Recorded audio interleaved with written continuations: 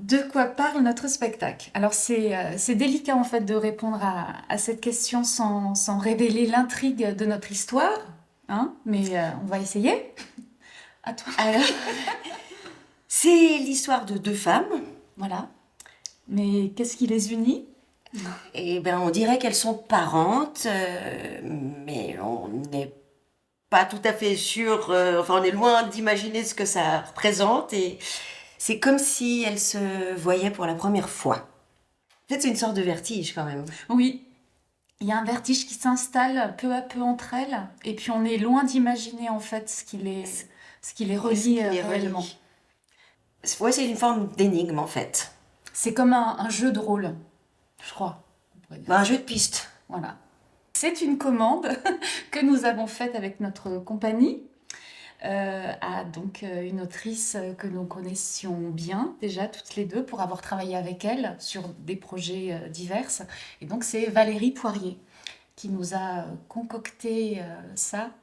Un joli petit texte, tout en finesse, et qui nous permet d'aborder certaines questions aussi des sociétés d'aujourd'hui, et qui en fait allie à merveille l'humour et l'étrangeté dans ce texte. C'est un thriller comique. C'est rare quand même. En fait, ce spectacle évoque toutes les questions concernant le lien. Et la perte du lien. La perte. Cette fameuse perte du lien, surtout de nos jours, avec les réseaux sociaux. Et c'est jusqu'où on est prêt à aller pour garder le lien. Et jusqu'où on est prêt à aller pour paraître.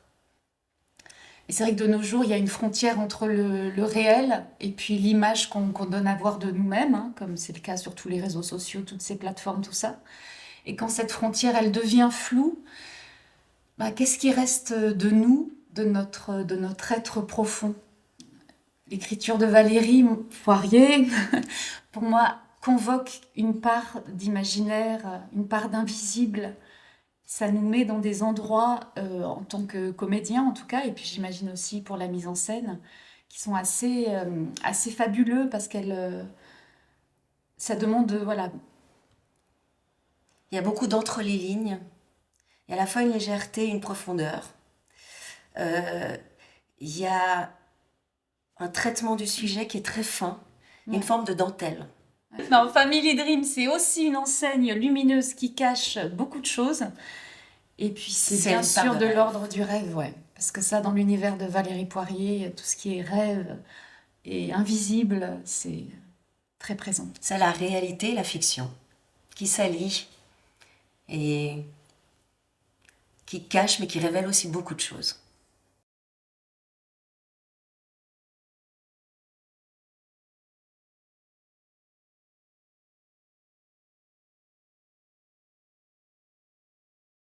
Un plat qui fait référence à Family Dream. Alors pour moi, ça serait plutôt un plat qui se mange seul. Ou en regardant, en matant son voisin d'en face, je dirais des sushis. Ça veut dire exactement les voilà. sushis. Même chose pour moi. Je pensais aux sushis qu'on va vite prendre à l'emporter. Et qu'on mange tranquillement avec des baguettes quand on y arrive.